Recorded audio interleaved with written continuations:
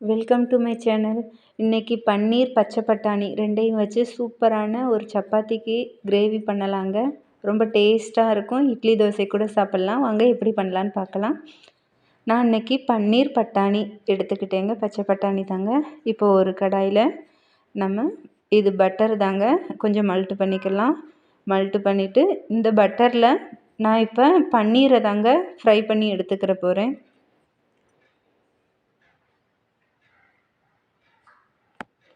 இதை கொஞ்சம் நல்லா ஃப்ரை பண்ணி எடுத்துக்கிடலாங்க. அப்போ தான் கிரேவியில் உடையாமல் பன்னீர் நல்லா டேஸ்ட்டாகவும் இருக்கும், உடையாமல் வரும். இந்த ஸ்டேஜில் நம்ம எடுத்துக்கலாம். இந்த மாதிரி நல்லா ஃப்ரை பண்ணி எடுத்துக்கலாம். இப்போ அதே கடாயில் சின்ன சீரகம் தாங்க,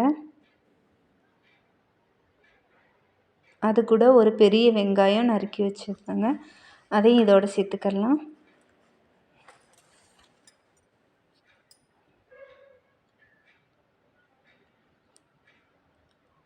அது கூட நம்ம 10 பல் பூண்டும் ஒரு 2 இஞ்சி துண்டு, அப்புறம் தக்காளி 2 தக்காளி, பெரிய தக்காளி நான் எடுத்துக்கிட்டேங்க. இதை நல்லா இப்போ வதக்கி விடணுங்க. இது கூட இப்போ நான் முந்திரி பருப்பு தாங்க,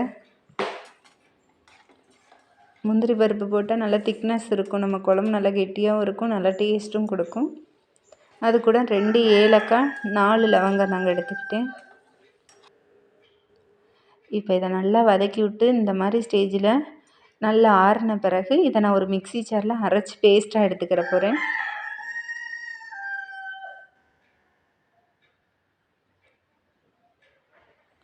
இப்போ நல்லா பேஸ்ட் ரெடி ஆயிடுச்சு. இப்போ நம்ம கடாயில் எண்ணெய் ஊற்றிக்கலாம், தேவையான ஆயில் சேர்த்துட்டு இப்போ தாளிக்க போகிறோங்க. அதே தான் சீரகம், சின்ன சீரகம், அப்புறம் கொஞ்சமாக வாசத்துக்கு சோம்பு, அப்புறம் கழுவுன கருவேப்பிலை நல்லா ஃப்ரை ஆனோன்னா ஒரு வெங்காயத்தில் நான் அரை வெங்காயம் எடுத்துருக்கேங்க. அப்புறம் 4 நீளமாக கீறின பச்சை மிளகாய், நல்லா இதை ஃப்ரை பண்ணி விட்டுக்கலாம். இப்போ நான் அரைச்சி வச்சுருக்க பேஸ்ட்டை இதோடு சேர்த்து நான் கலந்துக்கிறேங்க. எண்ணெயில் நல்லா அந்த பேஸ்ட்டோட பச்சை வாசனை எல்லாம் நம்ம அரைச்சதே நல்லா ஃப்ரை பண்ணி தான், இருந்தாலும் அந்த எண்ணெயோடு சேர்ந்து நல்லா ஃப்ரை ஆகணும்.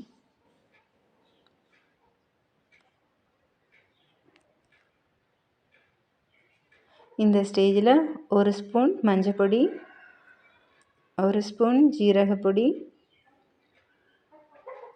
1 ஸ்பூன் மிளகாய்த்தூள் தாங்க.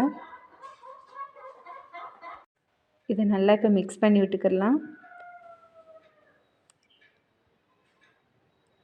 மசாலா இப்போ ஒன்றோட ஒன்றா நல்லா மிக்ஸ் ஆயிடுச்சு.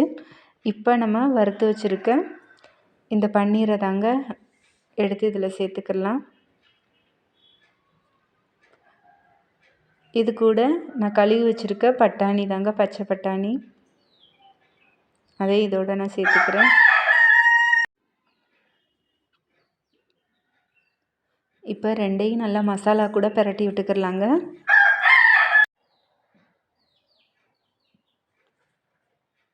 இப்போ இதுக்கு தேவையான அளவு உப்பு சேர்த்துக்கிறேங்க. நல்லா அதையும் நம்ம கிளறி விட்டுக்கிடலாம். இப்போ நான் மிக்ஸி ஜாரில் பேஸ்ட் அரைச்சேன்ல, அதுலேயே நான் தண்ணி ஊற்றி கழுவி இதில் ஊற்றிட்டேங்க. இப்போ நம்ம தேவையான தண்ணி நம்ம சேர்த்துக்கிடலாம். நல்லா இப்போ கிளறி விட்டு இப்போ நான் மூடி வச்சுறேங்க. இப்போ 20 நிமிஷம் கழித்து பார்த்தா சூப்பராக ரெடியாக இருந்ததுங்க. நல்லா பார்த்தா டேஸ்ட்டாகவும் வந்துருந்துச்சு. நல்லா கிரேவி நல்லா கெட்டித்தன்மை நல்லா இருந்ததுங்க. நீங்களும் இதே மாதிரி ட்ரை பண்ணி பாருங்கள். இது கூட நான் கொத்தமல்லியை தாங்க லாஸ்ட் கட் பண்ணி தூவிக்கிட்டேன். இது இட்லிக்கு கூட சாப்பிட்லாங்க, செம்ம டேஸ்ட்டாக இருக்குங்க. நீங்களும் ட்ரை பண்ணி பாருங்கள். தேங்க்ஸ் ஃபார் வாட்சிங்.